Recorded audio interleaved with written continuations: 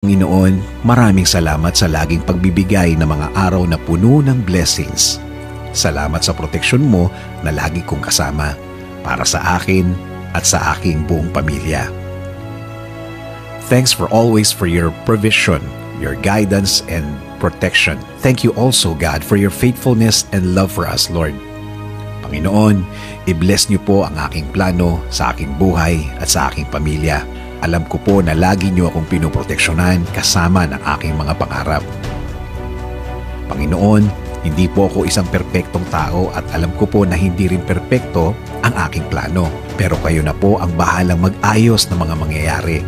Dahil naniniwala pa rin ako, Lord, na ikaw ang mas nakakaalam ng bukas.